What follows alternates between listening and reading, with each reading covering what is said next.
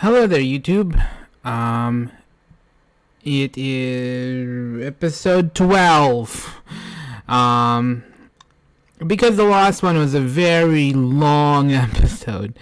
Sorry, not sorry. I thought this one would just be a much shorter, bite-sized one. And I'm going to talk today about lasers and feelings. Which is an interesting game system. I think that like anybody who has played in the sphere of TTRPG is fully aware that lasers and feelings is of what lasers and feelings is. If you're not, it is a game released from a company called I'm gonna be forgetting this. Why wasn't I prepared? Because I'm never prepared. Let's be realistic here. It is from blah blah blah blah blah. I'm trying to pull it up here, people. Yeah, this is fun. So what Lasers and Feelings is basically it's a sci-fi game that came out in like early 2010s, 11s, 12s. It's from 1-7 Design, by the same creator who made some of our favorite one of our favorite games, Lady Blackwell, I believe. Anyways, it is a fun, rompous game that is intended to be very light. It's a single page, and character creation takes like less than 5 minutes. It is intended to just be quick, tongue-in-cheek, ready to go type of game, and it is what started sort of it wasn't like the start of easy games when it was sort of the trend. It was one of the trends games that started like this roll of just one-page games that just came out and was very popular, and people, like, that's where a lot of designers nowadays do, like, one-page games. And there's been a number of hacks for it. I'm just pulling it up. And so to put it, so pretty much what you are is, the idea behind Lasers and Feelings is that you're a crew of intrepid space adventurers, a la like a Star Trek game. And your captain your Picard has been ostensibly knocked out of the game. So the idea is that there's no commander. Because I think I read somewhere that initially the captain notion of Lasers and Feelings took away, like, created hierarchy, and without it, then everybody was like the doctor, and it was the engineer, and then it was the commander, and it was like there was no like hierarchy role. So it was intended to be that we're all just trying to figure stuff out. He supposedly attacked by some sort of space creature, and as a result of it, the captain is unavailable. It's intended also to be a game where a GM could pick this game up and start playing it. It's a very simple die mechanic. You roll a single d6, and if you're looking to do something that's more feelings, like you're looking to, how I explained here, lasers are technology, science, cold rationality, calm, precise actions. A low number means you're better at feelings, which is like intuition, diplomacy, seduction, wild, passionate actions. And how you do these actions, how I run it when I typically do it, is how do you approach the action? Like, if you just like start blasting your gun, you're more feelings. So you want to roll below a number to be feelings, and you want to roll above a number to be lasers.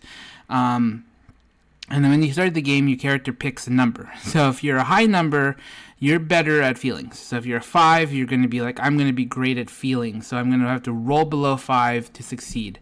Now, if you want to be a character that does more logical stuff, then you're going to have to roll above a certain number to be more logical, more laser oriented, and it's this notion that one number rules everything, and you can't be good at either or both, which is a very really unique construct for very simple, but very unique in the aspect that it really does decide. Like, one simple number does decide so much of your character. You are either going to be the Spock, or you're going to be the number 2. Because he's more of a feelings type of person, because Picard was more of the, it was flipped. When you go into like next gen, Picard was more of the logical, one more of the laser type, and number 2 was more of the feeling, more of the we're gonna go and just charisma and whatever. And it was flipped the other direction when it was Star Trek Original. So to put to the point of what I was just trying to say,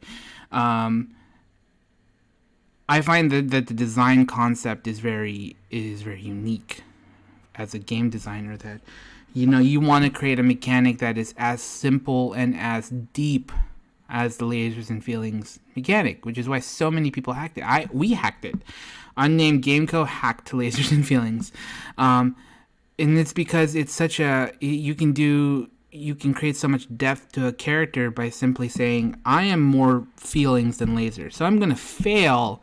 I'm willing to go more, skewed higher and be at a 5 or a 4 or a 5 or a 4, a 5 or a 2, because you can't be 6 and you can't be 1. But yeah, if you're, there's 2, 3, 4, 5, 2, 3, 4, 5. And that's 4 numbers possible, and the 5 is the high spot and the 2 spot is the low spot, and you could make yourself invariably better at one than the other, but that just means you have to do character specialization, and you have to be this creates the notion in a player's mind that they need to play their character the way that it should be played, and that's interesting, because in a lot of games we don't get that. Like, if you decide that you're going to be the Spock character and you're going to go off on emotional tangents, you're going to fail, and that's fantastic. Or if you're going to be the Kirk character, you're going to be emotional, you're going to be like all over the place, trying to be logical, trying to be science focused, trying to do something that is out of your wheelhouse is very fascinating into itself. And I think that that's something that is to be considered when we're looking at this game. Character creation is very simple. There's no real mechanic value to the character creation aspects, except for the specialty portion, which I believe does have like a bearing. Like, if you play within your specialty, you're good. But a lot of this game is just intended to be, I can take a index card, I can record all my information, and then I can go. And for a GM, it's a very simple game. It allows you to just, create a game from scratch, from the bullpit, and then just sort of run it. And I think that in itself is something that is fascinating.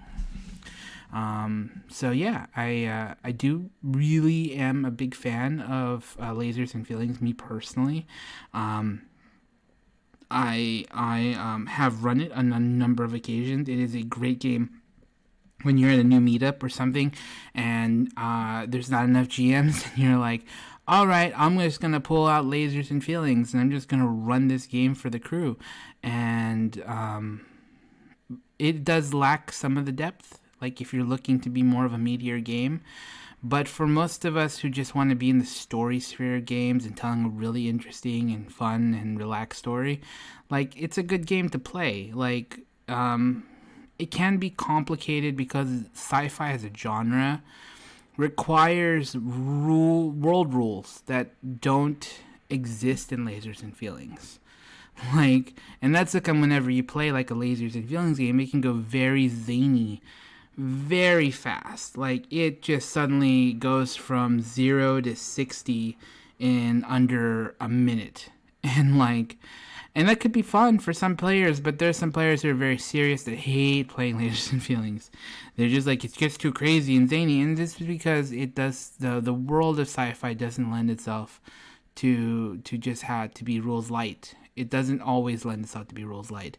There's aspects of stuff, but when you're dealing with like spaceships and you're dealing with gravity wells and you're dealing with like black holes and you're dealing with alien spaceships and when you're just able to be like, and I blast a spaceship, and it's like, okay, roll. Lay above, and like, oh yeah, I blasted, and like, okay, so what does that mean?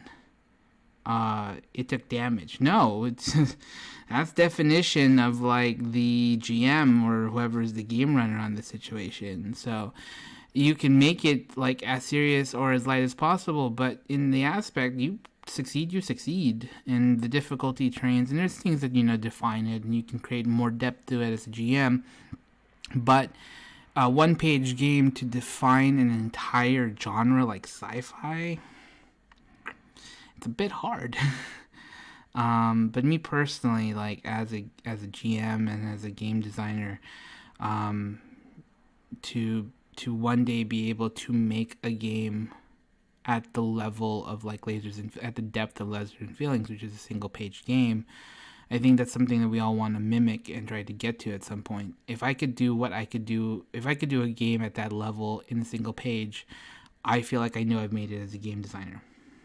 But yeah, that is Lasers and Feelings, and I know it's a very short episode. This is just a 12-minute, but it is a Tuesday when you're recording this, and I brought it up at the last one that like, oh, this is an hour and 20 minutes that we recorded, or 30 minutes that we recorded, maybe. So I'm just gonna make this a nice and sweet and short one. So if you like this, please hit like and subscribe below, yeah, that was my viewpoint on Lasers and Feelings as a designer. Take care.